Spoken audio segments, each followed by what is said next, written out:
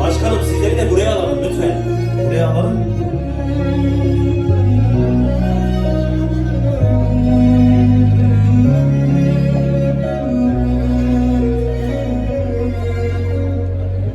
Bir akşamüstüydü, onu gördüm.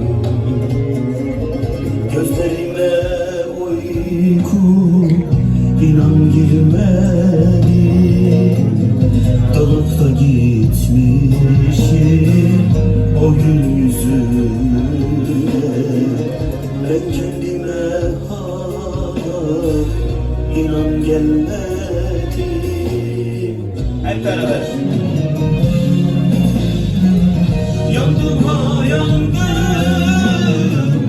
aşkına yandım.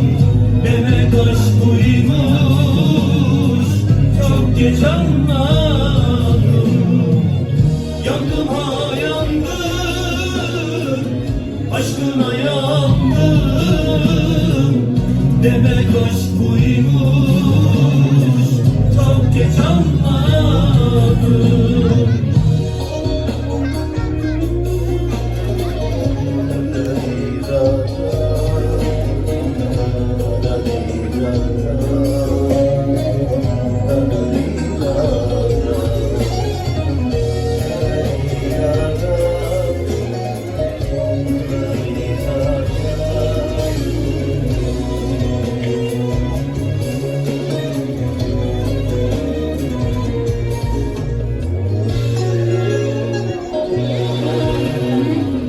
Bir akşamüstüydü, onu gördüm.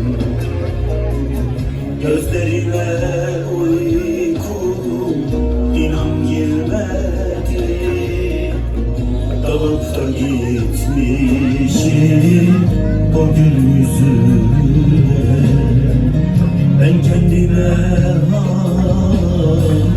inan gelmedi.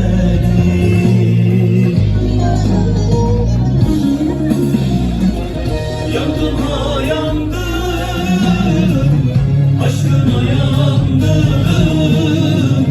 Demek aşk buymuş, çok geç anladım. Yandım ha yandım, aşkına yandım. Demek aşk buymuş, çok geç anladım. Nasıl bir aşka düştüm, nasıl? Ne gecem belli ne gündüzüm. Yandım ki ne yandım, yandım ki ne yandım. Beraber gidiyoruz şimdi hep beraber. Yandım ha yandım, aşkına yandım. Demek aşk buymuş,